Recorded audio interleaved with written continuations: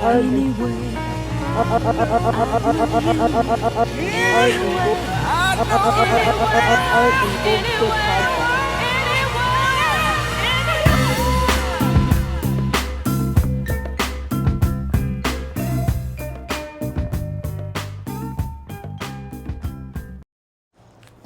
get it. All right. So, you guys, we are here at the Harrison Gallery, Harrison Center for the Arts in Indianapolis, Indiana, holding it down. This is episode 157.5 of the Art and BS podcast featuring Dan Thompson. Now, so we get a chance to finally see the work, you guys, that's attached to this show, and I wanted to give special attention to each and every piece and give you guys a chance to actually absorb what's happening, and forgive me for not being able to fit this 60 by 48 inch piece, this behemoth, into one frame. But as you guys can see, there's a ton of detail in this. And I wanted to start off with a really nice detail shot. And this piece is called Right Where I Left It by Dan Thompson. We get some mixed media on canvas. So, and this is like my favorite part, you guys. The little mouse, you know, on top, sitting on top of the world. There you go. Mouse. That's how I feel. Okay, so Dan, would you rather walk through and talk about these pieces individually? Like this particular piece, I know that you said that you had created this outside of your own studio, correct? Right. Yeah, this is, so what I want to do is give you an overview. You know, this one probably has a little more to talk about. Some of the pieces will have 2 or 3 that are more of a suite or a series. Those will be, we can maybe talk about as a whole. Okay. And every piece doesn't have, sorry about that. Every piece doesn't have necessarily some great narrative as far as what it's about, but a lot of them have stories about how they were made that I think are a good part of the story. So this piece, I call it my thesis. When I was preparing for my solo show, actually a previous solo show, I went into my studio to begin working, and like all my stuff was just everywhere, because a lot of people know that I paint murals primarily, and if you've got a busy season like I had that year, I just go in and put stuff down, leave and come back and put more stuff down until you go in there and one day you can't put something on this table because there's, you know, the easels are behind 10 things. So to really get this painting going, I had to leave my studio and go somewhere else that actually had some space. And this painting is about my studio. I mean, and this is not all stuff that I really have, but like I really did have a pair of Chucks that were black, you know. This gas canister is based on something that was in the new space I went to work. The purple backpack's real, rolled up cargo, fan, like all these things are real. CDs, like these are all things that are inspired by my little world, my studio. And the fact that things end up in your studio that got no business being there, you know what I mean? Right, but shout outs to the clamp lights. Oh yeah, those are my clamp lights. This is a snare drum I built. You know, I play drums, that's my other kind of hustle, my other passion, I should say. So that's actually a real painting of a drum. The globe, that was just inspired by something I saw, I don't even think in my own studio. And the mouse was the absolute last thing. I wasn't sure what to do, and I can't even tell you I have a real reason for putting the mouse there, but the hand is meant to be me reaching for the things I need, and they're just out of reach. And the crows, I don't do a lot of symbolism, but on that year on my birthday, I went to visit my grandmother's grave, and was being followed by 2 crows. And so there's folklore out there that suggests that your loved ones actually observe you and interact with you through the crows. So this is me. It's a self-portrait, you know, and everything's right where I left it, which is just barely out of reach. Hey. So I love that you love the mouse, because I call it the human element. You know, that's like there's a face you can like relate to. You know? Right. So yeah, this is an autobiographical. It's a self-portrait for sure. And there's not as much illustration in this show. It's all illustration, but this style of work, there's really not that many pieces. This one's pretty close. This piece began actually as a commission piece that was supposed to be a portrait of 4 dogs. I won't go into the details, but those dogs aren't around anymore. So, and the collector, in fact, is no longer with us either. So I felt that this piece was haunted. So I painted out the dogs, all but this one, which had the most finish and the most emotion. And I made the background just one of my pieces. This is a design that I made for a wall piece I never got to do. And then the robot, it's a T, which you can see here. It's like, that's a T, and he's making a T shape.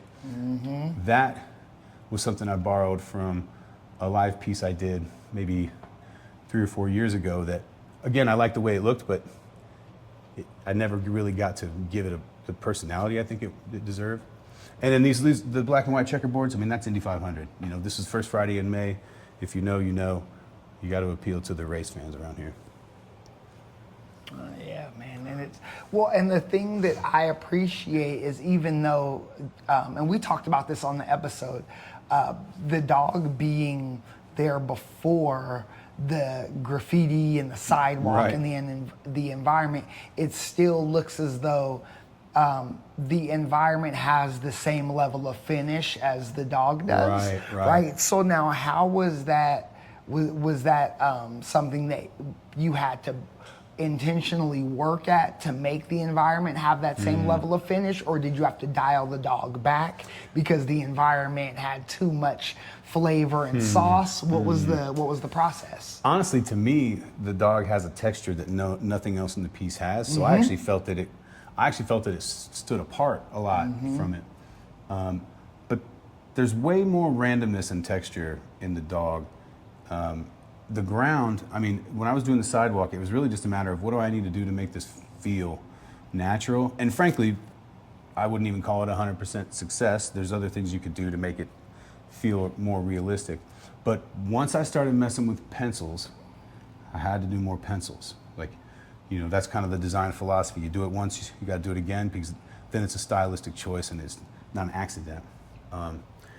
So it was really more about when I would have never put the brush work or the colored pencil into that drawing to the background, to add some of it so that it doesn't look, you know, I don't mind if it looks a little different. I do want it to look like I did it with spray paint, but the scale is so different when you get down to this small size. So I ended up doing, you know, all these to get this very spray paint looking line with a drawing tool.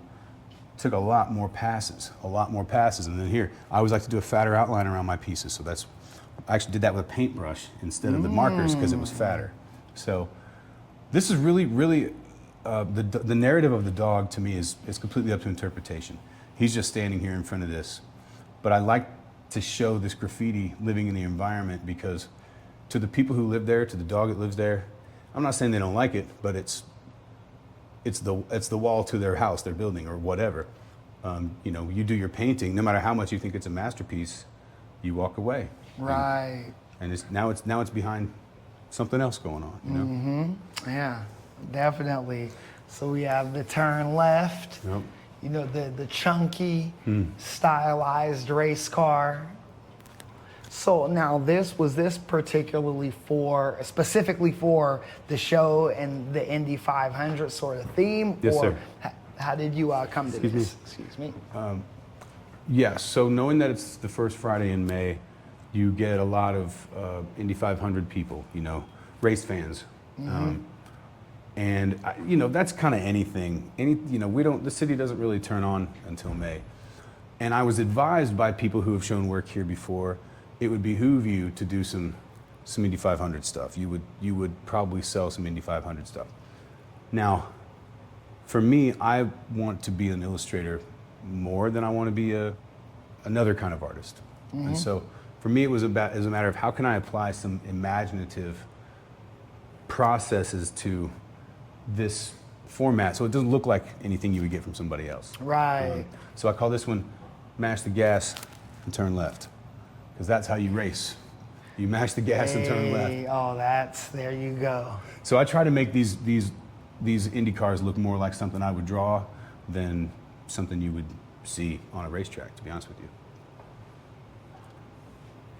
It's a cool experiment. You know, I don't do a lot of automotive stuff of any kind, so there were more challenges there than I was really anticipating.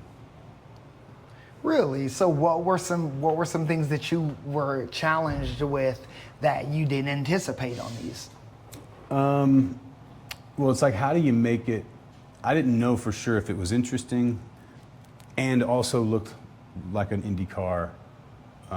Like, does it look dynamic or does it look like squishy or scrunched? Because, you know, this is the style I do my robot characters. And you really can't make a mistake with the robots. And with this, there's enough anatomy and people recognize it so much. It can break down if you don't stick to some sort of like realism. So, but specifically right here, like, you know, I'm trying to mix spray paint with brushes and with, you know, markers and not in this one, but colored pencil sometimes. And so I decided to spray these with spray paint using like what people call a stencil cap or a lightning cap. And I just couldn't get the curvature of those lines in the pace, how quickly I had to do them. I was never able to get them the way I want to. So at a certain point in these cars, I had to resign myself and go, okay, well, that's the style. So some of this stuff needs to be wonky. You know, some of this stuff can't actually be fluid and smooth. It's more characteristic to leave it loose, partly because I don't know how long it would take me to get it the other way. You know what I mean?